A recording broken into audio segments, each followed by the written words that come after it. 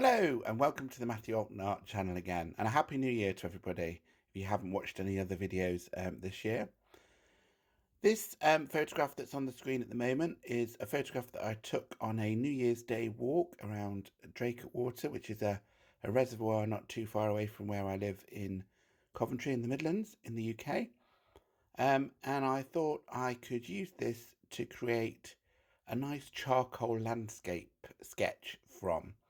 I've been doing quite a lot of charcoal work recently. I love the way that sort of it emerges onto the page by a process of addition of charcoal and subtraction using putty rubbers and things like that, and other erasers as well. And it feels like you're almost sculpting the image into existence in a way, to me anyway. So that's the reference photograph. I don't normally put the reference photograph on these videos because I think sometimes people get hung up on whether it looks exactly like the reference or not. And not any of my work is not about creating a photographic copy of the photograph that I'm using or whatever. I've got the photograph. Why do I need to recreate a photograph in a different medium? But I just thought it might be nice this year to start maybe putting the references on so that people can see where I'm heading when they're watching the actual time-lapse videos of me creating the work. The actual finished work won't be identical, as I've just said, but you'll see by the end of the video that it hopefully gives the impression of the day. It was low sun, obviously, in the UK in the middle of winter. The sun never rises very high. And I just like the way that the sun was sparkling on the edge of the water really here. Well, here we are at the beginning of the process. What I'm doing there is a larger piece of charcoal. I'm just using sandpaper to get charcoal dust, and I've placed that onto the actual white paper, and then just use my fingers to blend it around. As I've sort of said a few times now on the channel, charcoal is so movable. So more than any medium really, it doesn't really matter what you do underneath. So you can see that I've just drawn out roughly where the main masses are in this landscape, the trees on the right and the distant trees and the big cloud mass. And then I've used a tissue to pull out some of the highlights, and then also a putty rubber to make the brighter highlights. And then I'm putting the darkest darks on, which is the sort of sloping shoreline in the bottom right hand corner, and also the trees that are in silhouette against the sun as well. Different type of eraser now. I'm using a Tombow eraser, which has got sort of a square end to it, but it's quite small. It's like a pen, and you can push the eraser out as it wears down. Using a ruler here just as an experiment. I've never done much of this before, so I wanted to get the lines on the water sort of parallel. I sort of abandoned it after a while, just used my eye to get them fairly parallel. That tool there that you can see is a wiper, a charcoal wiper, so it's sort of like a tiny sort of spatula, I suppose really, that you can put a foam pad on the end and blend the charcoal. Takes some getting used to though, because of course initially, there you go, you can see me using it again there. It actually removes most of the charcoal when it's a new pad, but of course when the pad gets full of charcoal dust, then you can use it to draw with as well. So it's quite a versatile tool. You can draw and erase with it, but it's there really to blend. And you can see me using the Tombow eraser as well, just to pull out highlights. Working on the clouds there to get the delicacy and the light feeling of them.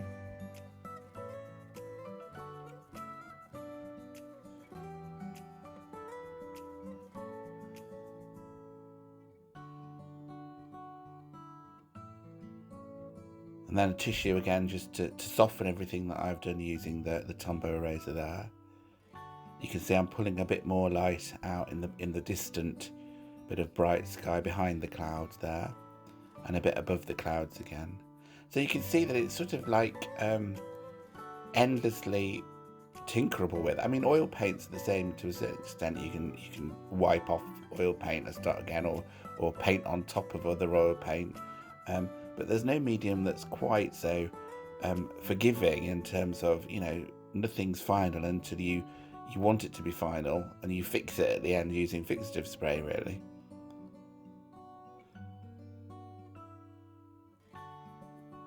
I've been inspired quite a lot by Andrew Barrowman on YouTube.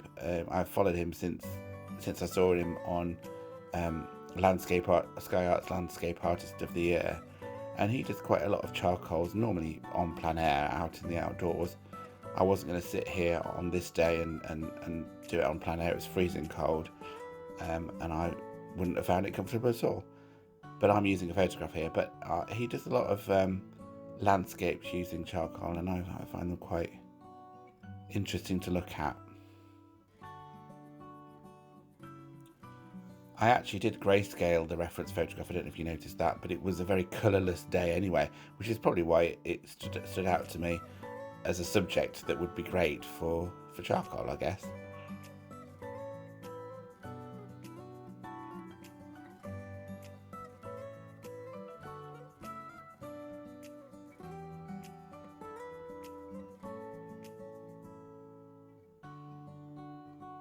And actually using things like charcoal pencils, it's very difficult to get very small lines using charcoal stick. You can see I've got a very fine charcoal stick there. It's Willow charcoal that I'm using.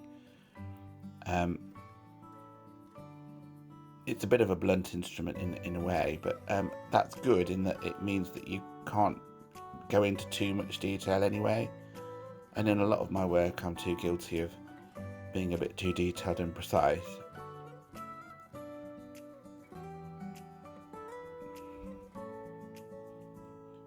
But the branches on the trees in the distance, for instance, they're just sort of indicated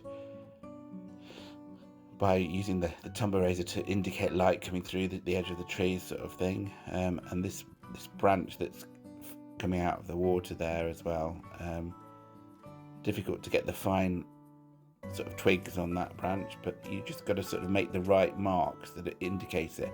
And you'll see that on the foreshore as well. The style of mark making is different because it's a jumble of rocks, and you've got to make those recede into the distance, so that there need to be bigger marks at the front and smaller marks at the back. But they're sort of jagged, angular marks, whereas the trees, you try and do the marks in the direction that the tree would grow. And obviously the water is horizontal, it's ripples on the water, and they tend to appear as horizontal.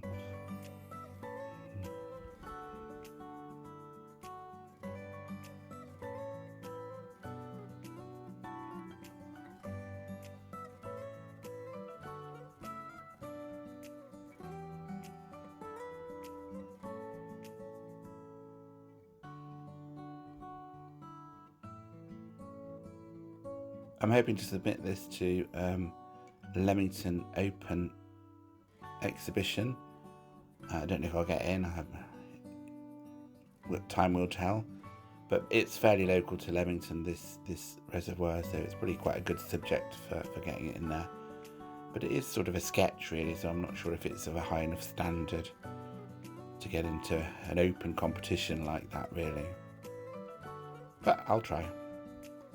I'll probably also submit the December sunset that you may have seen that I did in December, which was a gouache painting as well, because I think they have sort of a similar feel to them. Winter landscapes, sunny skies, that sort of thing, clouds.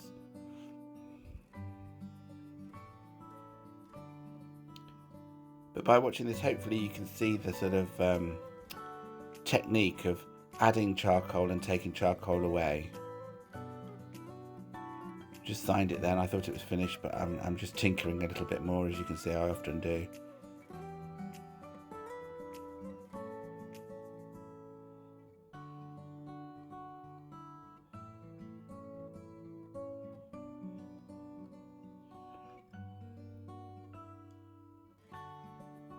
Just trying to darken the water up a little bit on the left-hand side, which is the furthest from the sun.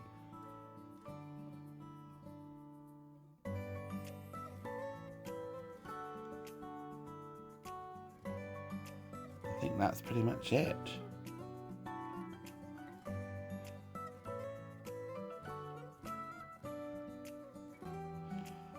Here's the tape removal. I do love this bit of any painting or drawing process. It leaves such a lovely crisp white edge. Well, this is the final drawing. I've framed it, ready to submit to the Leamington Open. I thought it looked quite nice in a charcoal grey frame with a black mount, so that's what it's gone into. I'm overall quite pleased with it. It's probably a little bit sketchy to be successful in the Leamington Open, but we'll see. Well, that was the process of me doing a charcoal landscape, so that's something slightly different to what I've done on the channel before. I don't think I've ever done one actually on the channel before, so something slightly different for this time. I hope you enjoyed it. If you did enjoy it, then give it a thumbs up. That would be really helpful for the channel. And also, if you're new here, then do subscribe. It will really help the channel grow. Okay, if you've got any comments, then do leave them in the sort of chat at the bottom, the comments at the bottom, and I'll reply to them all. Have you used charcoal before to do landscapes? Do you think it's successful? Or would you prefer colour landscapes, really? Let me know in the comments and I will reply. Okay, I'll see you on the next one. Thank you. Bye.